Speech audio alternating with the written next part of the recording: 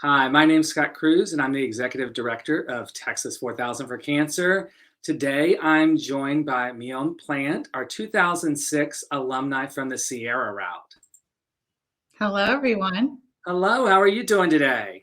So good, Scott. So nice to be here with you. It's great to be here with you too, and I'm so excited to talk about your experience in T4K and where life has taken you since your time here. I know it's been a few years since 2006. Just a few, yeah. Well, why don't you tell us a little bit about the beginning? How did you hear about Texas 4000 for Cancer way back then? And what made you decide you wanted to join and ride to Alaska? So I remember, just like with grassroots organizations, that the first I heard of it was from canvassing on campus, a small table with an A-frame set up and writers out in their jerseys and talking to students about what they were doing. I would have been only the third year, so everything was still very fresh and new and extremely intriguing to learn that writers were doing this. I thought it was so crazy, and that's when I knew this had to be for me. Well, and I have to ask this as we always do. Did you have cycling experience before you joined? So I had some in that when I was, let's see, probably in junior high, my dad would take me to the hill country and we would do like an Easter ride. And we would kind of join it with projects that I had, like collecting wildflowers and documenting that. And so he tried to make it fun for me. He loved cycling. I grew up in West Texas where it's very flat. It's ideal cycling terrain. And he loved to bike between two cities that were about 17 miles apart. And so that kind of became a mileage goal for me. Is like, okay, let's see if I can bike like 20 miles. And from then I started doing some small triathlons and then eventually an Olympic sized triathlon in Boulder, Colorado while I was in the summer at UT, and seeing what it looks like when people are so fit and into their sports. I was never the fastest, but I did have endurance, and so I thought, what's a good way to keep going with that endurance and really take the cycling to a whole new level than I had ever done. Well, that's great. And I'm sure, as like every year that we have currently, there's riders who come in with a lot less experience, and folks like yourself are able to help them along as they learn and navigate cycling and become better and better at it till they embark upon the summer ride. Yeah, that's a good point. I remember on our team, we had a lot of different levels of experience. And I remember when I told my parents I wanted to do this, they thought I was crazy because I didn't have what they thought would be enough experience for something like this. But it was nice to see that we were all different levels. Like I said, I had endurance, but I didn't have speed. I was always the slowest on my route, but I would get the job done, get the ride done. Well, now, as you found out about Texas 4000, of course, there's a lot of people who join because their life has been touched by cancer. And I'm just wondering, before you were part of Texas 4000 and went on the ride, had your life or someone close to you been touched by cancer, a family member or a friend that made you even think more about joining this organization? Mm-hmm. It had not, and I hadn't realized at the time how much it would come to impact my life in the future. And I think that's such an interesting thing that we all come in with different reasons for joining. For me, it was, wow, could I really do this giant physical feat? And later learned that it was going to become much more of an emotional challenge to accomplish. So at the time, no, I hadn't had anyone directly affected by cancer. Once I returned, though, started to see it in my life and realize that it is very prevalent. It touches everyone. Eventually, my who would become then later my mother-in-law, she passed away from colon cancer. Later, my uncle, my aunt, and it touches all of us, whether we think we're immune or not. We're not. Yeah, and I'm sorry to hear about that for your family members, and I will let our current team know that so they can ride in memory of all of them. Thank you. That's so lovely. Well, how about you tell us a little bit about your journey, through Texas 4000, looking back on that experience. What did you learn about yourself, and what kind of important lessons did you learn, like for leadership? And I think where your career and where things have gone that we'll talk about even more so in the moment. Mm. Oh, it's so wonderful. So, like I said before, it started with this desire to really push myself physically and see what I could accomplish. I soon learned, really the first day in after Atlas, that this was not a training ride. There was no turning back, and that while we had trained for, shorter rides and even a century distance, there was no way to really train for what it'd be like to stay on the bike for 70 days in a row. And I realized that this was going to be a huge mental and also emotional challenge. And I learned that through this experience that I'm very emotionally and mentally resilient. Not only am I strong physically, but more importantly, can I make it through things when they get a bit challenging, and something that to go through something you've never been through before.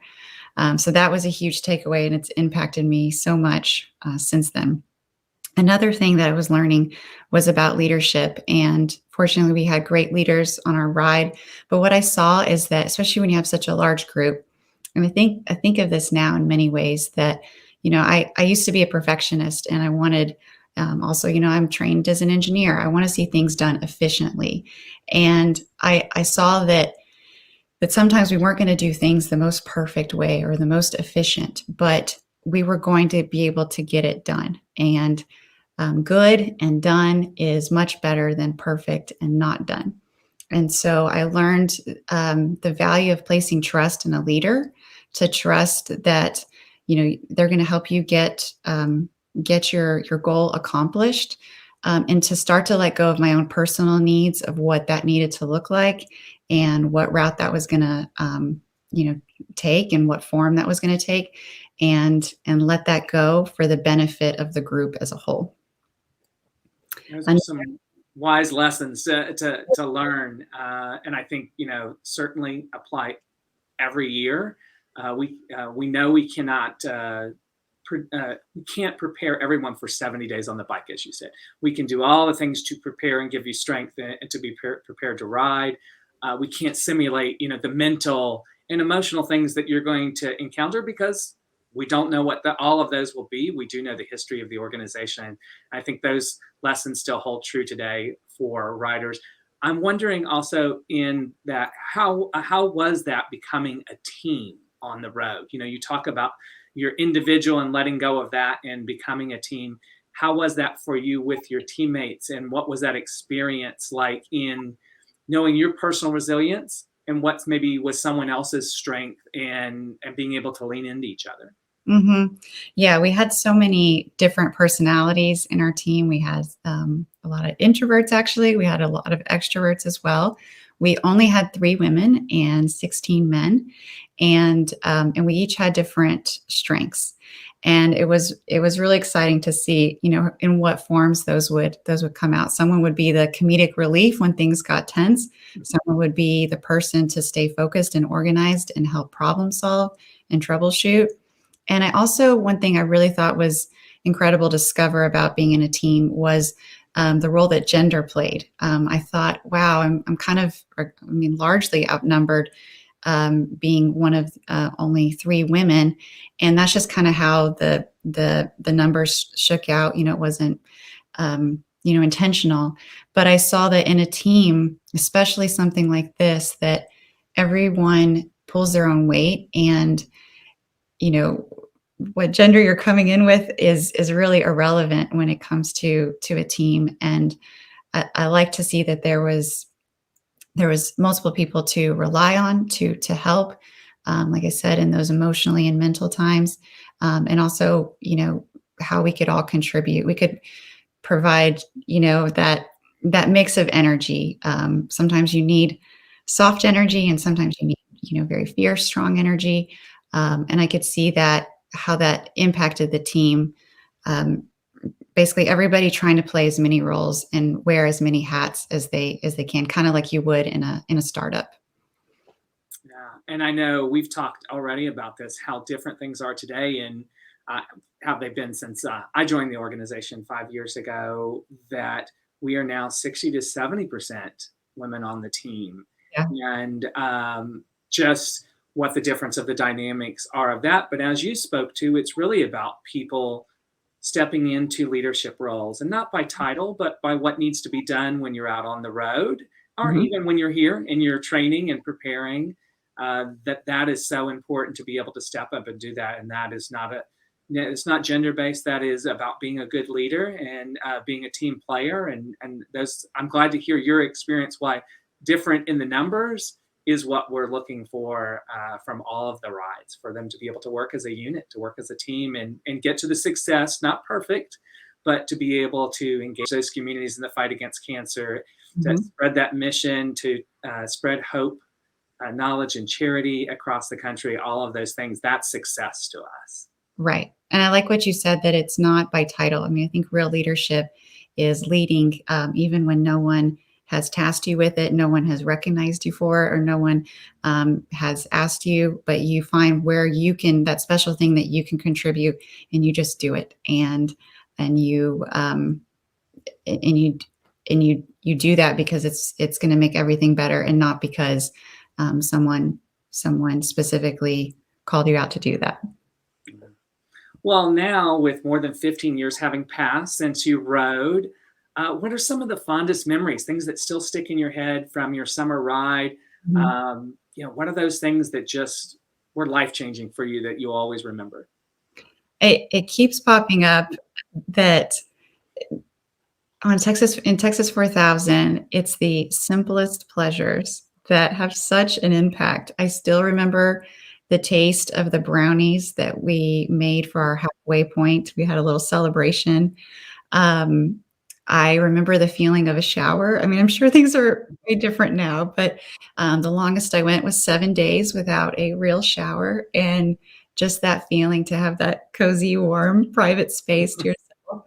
Um, the just the taste of, food that we had gotten donated from Whole Foods, that it was their day to throw out all the pies, and so we took them all in, and just we knew we had one day to finish them, and we gladly did that. And, to sleep, indoors, or to sleep, without, mosquitoes or wet ground.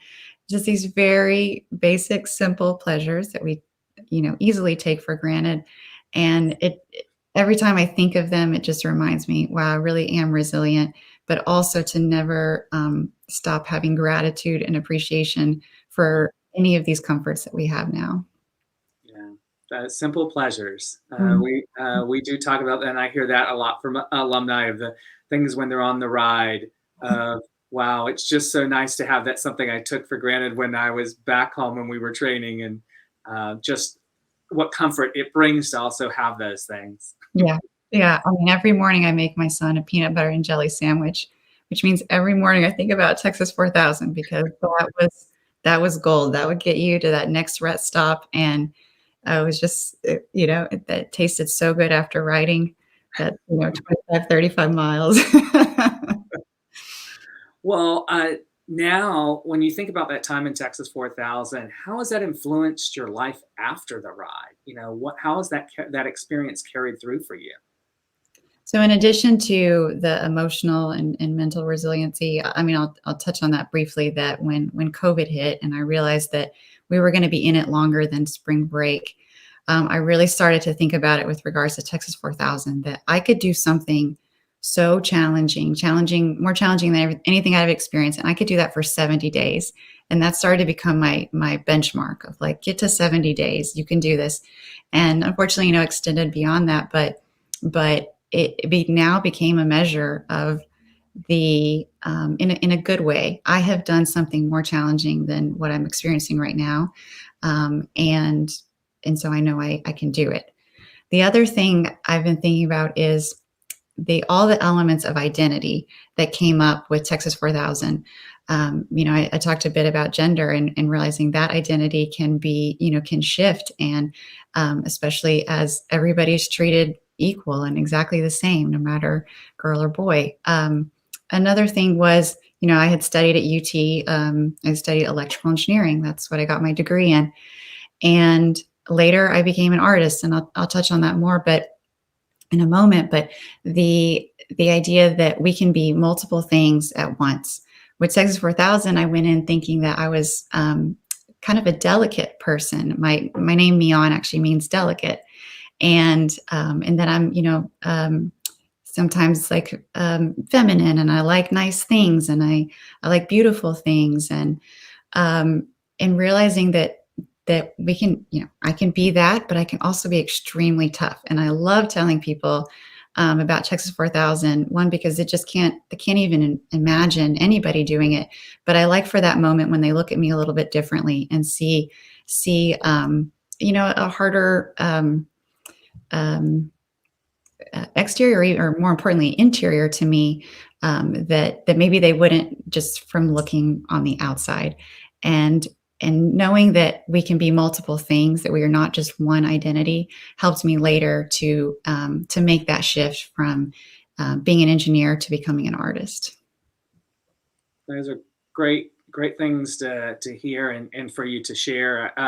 We've talked before, and I feel the same way. We both have engineering backgrounds, and we're not doing engineering today. And I think it's so true of the young people today who are graduating, that there will be so many opportunities to not just do what you do as the degree that you maybe graduate college with, but you can experience all these different things that you are passionate about in life and move forward with them as potential careers or as a business owner.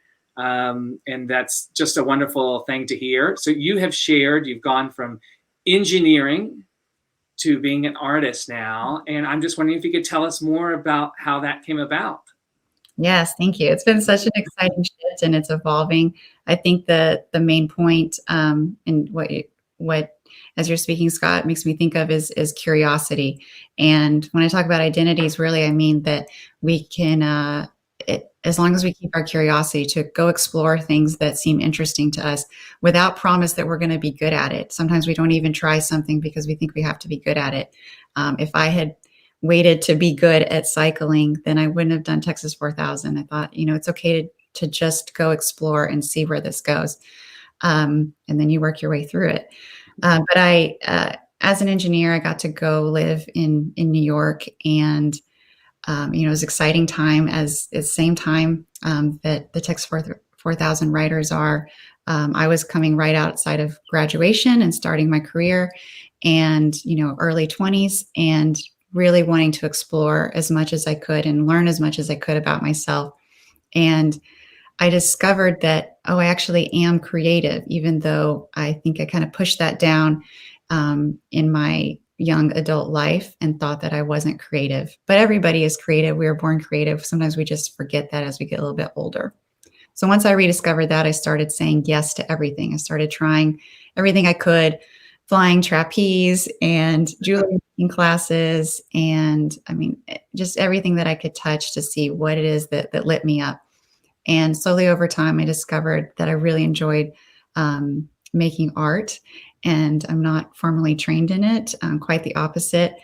But I just started doing that in my free time, outside of work and outside of my family life, and realizing that I had so much energy for it, and it gave me energy, and eventually found a way to slowly shift from my 10-year engineering career to build up my business, and eventually make that leap 3 years ago to go full time to start my business, Mione Plant Art. Well, that is wonderful. And I love the story behind it. And I love the fact that you started saying yes to Mhm. everything. I think that's how we learn about things that we could have never been exposed to. That's the summer ride to me for a Yeah, lot of writers who get to go to parts of the country and meet people that they've never met and get exposed to things and know maybe this is where I want to live right, or right. and experience the world in a different way. Oh, absolutely. Yeah, I was just thinking of some of the lakes that we jumped into, like, maybe before I would have been hesitant, or what's the temperature, what's in the water? But it's just say yes and go explore it and fill it out. Well, so to kind of go off of what you just talked about of moving into art, we've talked that April's National Cancer Control Month to raise awareness for cancer prevention and treatment.